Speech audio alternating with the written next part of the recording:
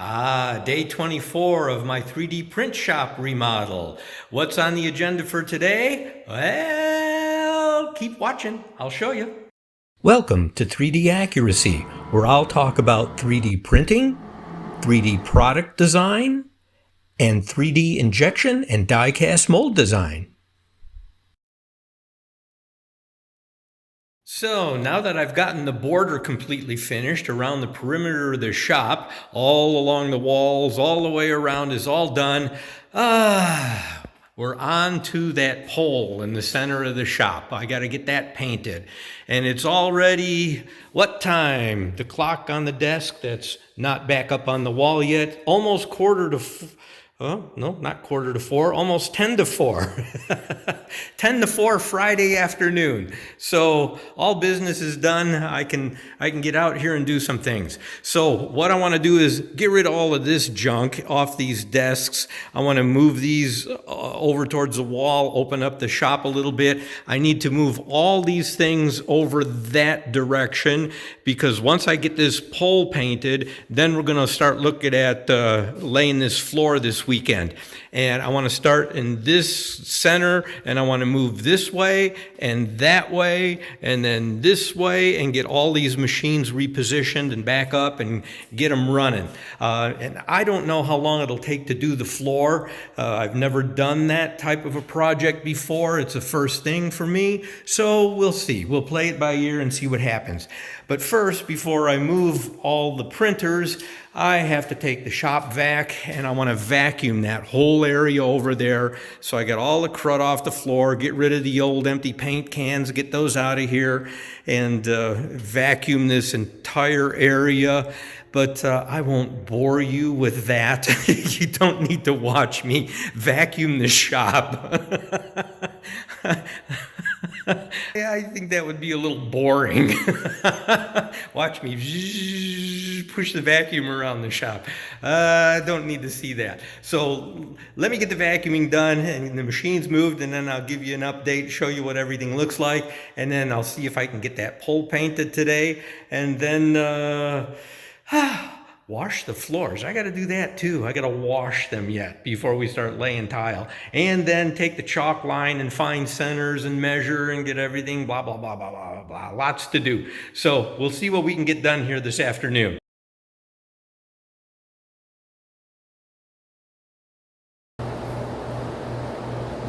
Okay, I got the shop wall vacuum, everything here, all the way to the wall, all the way down the other side. So let's see if I can get these machines moved over there, out of the way, in preparation to doing the floor. Hopefully this weekend we get that floor down, or at least enough of it I can get the 3D printers all set back up over here. Anyway, let's get this stuff out of the way. I got,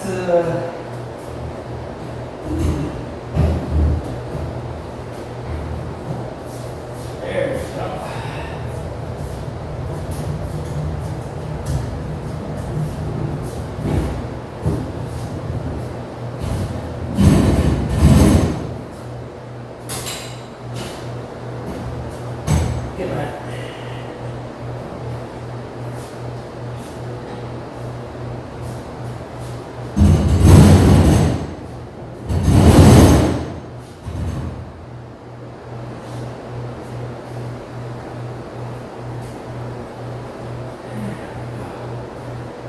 we go.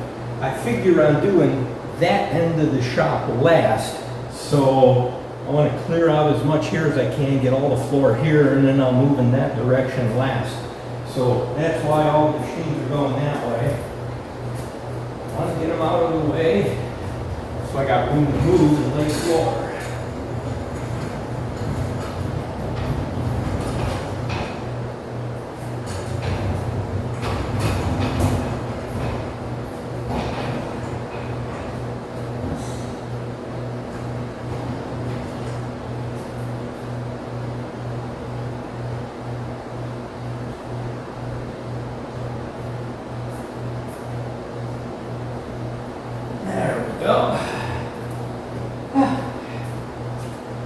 What I don't want to do is bump the walls. After just painting them, I don't want to bump the wall with one of the toolboxes or one of the 3D printers.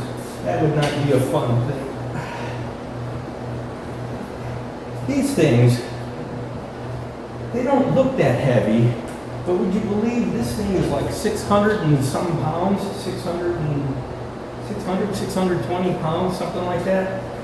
Fortunately, it moves relatively easily, but still, it's a lot heavier than it looks. Go the way I push it.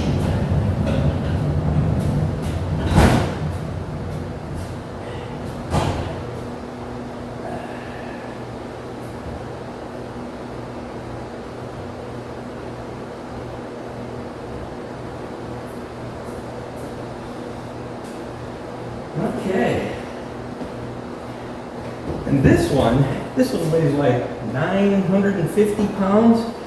That's, fortunately it rolls pretty easy, but they're heavy. They're surprisingly heavy.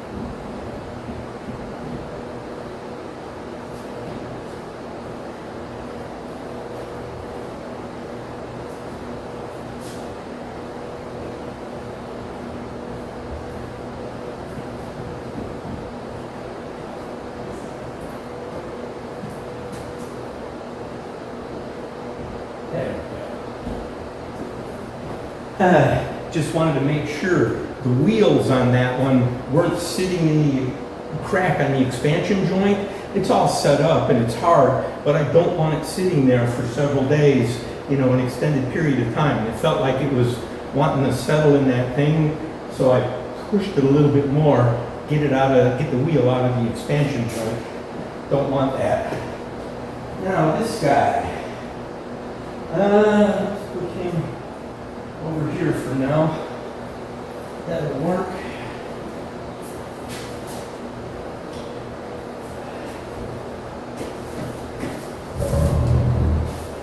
Okay. Wheels are unlocked.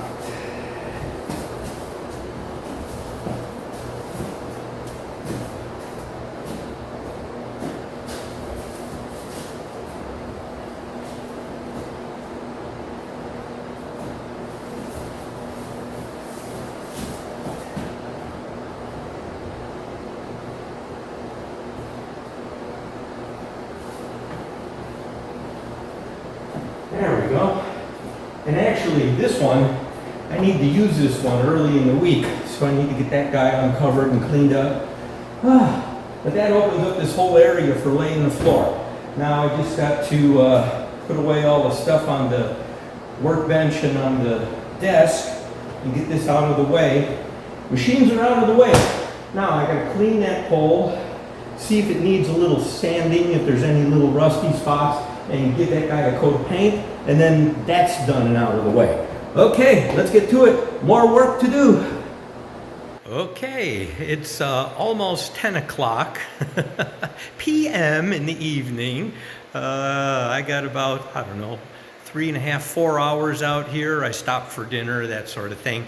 Anyway, let me show you what I've gotten accomplished so far. Besides getting all the 3D printers and the toolboxes and everything pushed out of the way, I got all the floors in the whole shop completely vacuumed and ready to go for getting the flooring down. I painted the black pole, cleaned it first, of course, and washed it down and then let it dry and then gave it a coat of paint. Got the other printer pushed into the corner, moved some things out of here, got the workbench back over against the wall, approximately where it's going to end up being.